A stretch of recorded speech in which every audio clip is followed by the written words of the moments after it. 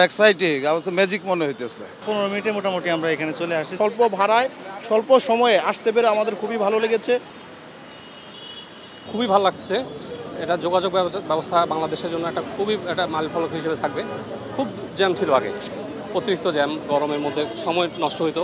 আমরা তো আরও ডেভেলপ হচ্ছি দিনে দিনে। টিকিটিং প্রথম যখন শুরু হয়েছিল তখন একটু সমস্যা থাকবেই, এখন যতদিন যাচ্ছে ডেভেলপ হচ্ছে।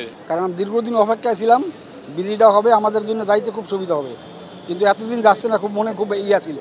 আজকে যখন শুরু হয়েছে আলহামদুলিল্লাহ। কথা বলছেন, আমি যাব কারণ বাজার, কারণ বাজার যাইতে প্রায় 2 ঘন্টা 2.5 ঘন্টা সময় লাগে, তাই অনেক দিন ধরে যাচ্ছি না। আজকে এই বিলিটা ফার্স্ট যাবে, খবরটা শুনি আমি আসলাম। খুব ভালো, এক্সাইটিং অবশ্য ম্যাজিক মনে হইতেছে যে এখান থেকে একবারে যাব অল্প কিছুক্ষণে, জঞ্জাট মুক্ত একটা ব্যবস্থা।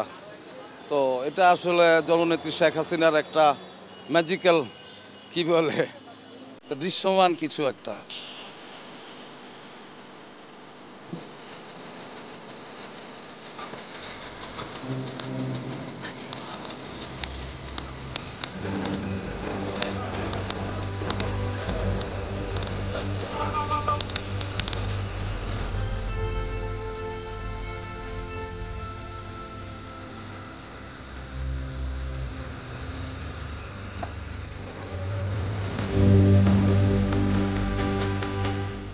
আমাদের এখানে এয়ারপোর্টে 35 টাকা, হেজুরবাগান থেকে, আর জসীমউদ্দিন গেলে 40 টাকা। তাড়াতাড়ি দ্রুত যাওয়া আসা করা, অফিস আদালত করা, আর থেকে মিরপুর থেকে গুলিস্তান যেতে 3 ঘন্টা, আর যদি আধা ঘন্টা যাও যায় তাতে সবচেয়ে বেস্ট, এটা সবচেয়ে আনন্দের।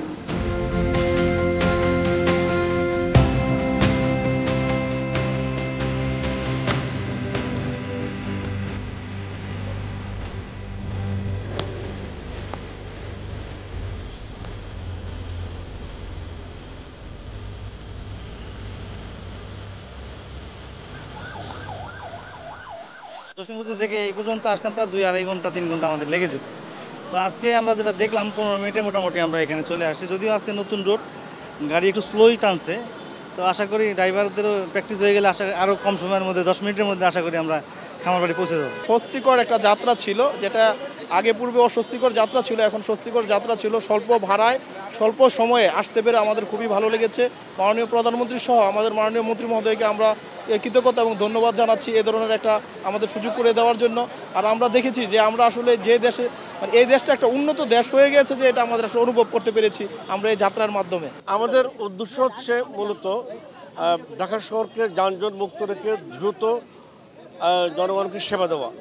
আমরা যত দ্রুত মানুষকে সেবা দেওয়ার জন্য যা যা দরকার সব কিছু করবো।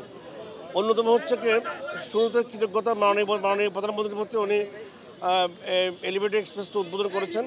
ইতিমধ্যে আমাদের প্রত্যাশার চেয়ে বেশি গাড়ি তার উপর দিয়ে চলছে, বাট সাধারণ মানুষজন এখন যেতে পারছে না। অনেকে তাদের দাবি ছিল একটা বাস সার্ভিস চালু করা হোক যেন আমরা যেতে পারি, কারণ ফ্রাঙ্কফার্ট থেকে এয়ারপোর্ট একটা গুরুত্বপূর্ণ করিডোর, অনেক লোকজন যাওয়া আসা করে। ফ্রাঙ্কফার্ট একটা হাব, সবাই এখানে নেমে এয়ারপোর্ট যায়। অনেকের দাবি ছিল যেন এয়ারপোর্টে যেতে পারি। তার প্রেক্ষিতে বিএটিসি আজ থেকে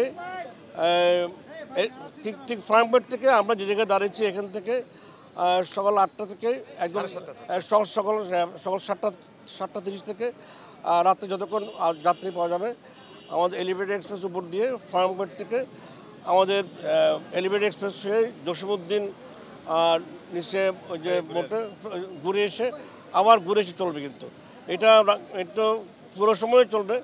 আমরা পর্যায়ক্রমে আমরা গাড়ি বাড়াবো, যদি যাত্রীর সংখ্যা বৃদ্ধি পায় আমরা গাড়ি কিন্তু আমরা বাড়াই দেবো।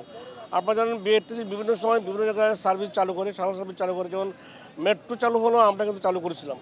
ঠিক যখন আবার এলিভেটেড এক্সপ্রেস চালু হলো, জনগণের ডিমান্ড আছে, আমরা দ্রুত যেতে চাই। ভাড়ার ক্ষেত্রে আমাদের পূর্বের যা ভাড়া ছিল আমাদের ঠিক সে ভাড়ায় থাকবে। আমাদের জানেন আপনার টোল দিতে হবে, কিন্তু তারপরে আমরা ভাড়া বাড়াবো না। আপাতত সিদ্ধান্ত সিএনজি, অটোরিকশা, মোটরসাইকেল সেতু কর্তৃপক্ষ সিদ্ধান্ত নিতে চলবে না। আগে এটা পুরোপুরি চালু হোক। যেমন পদ্মা সেতুতে প্রথম মোটরসাইকেল চলতো না, আমরা একটা শৃঙ্খলার মধ্যে। এখনও কিন্তু আমাদের মধ্যে অনেকের আবেগ আছে, উদ্বেগ আছে, সবাই গিয়ে উঠে ছবি নিচ্ছে। আমরা বারবার মানুষকে থামাচ্ছি, নিরাপত্তা বাহিনীর সদস্য যারা আমাদের পুলিশ এবং বিবির পক্ষ থেকে অনেকে তারপর অনেকে দাঁড়ায় কিন্তু ছবি উঠাচ্ছে। তো এটা এক্সপ্রেসে দ্রুতগতি গাড়ি চলবে, আমাদের আরেকটু অবজার্ভ করতে হবে। সেটা সেতু কর্তৃপক্ষ বিবেচনা করে পরে সিদ্ধান্ত নেবে।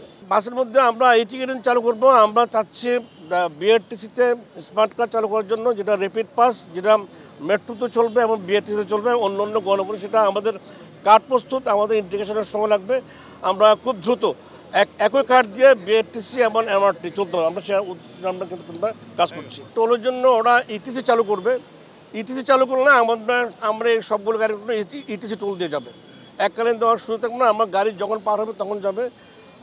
খুব দ্রুত ওরা ইটিসি চালু করতে চাচ্ছে। ইটিসি চালু করলে আমার প্রতিটা গাড়ি ইটিসি পার হয়ে চলে যাবে।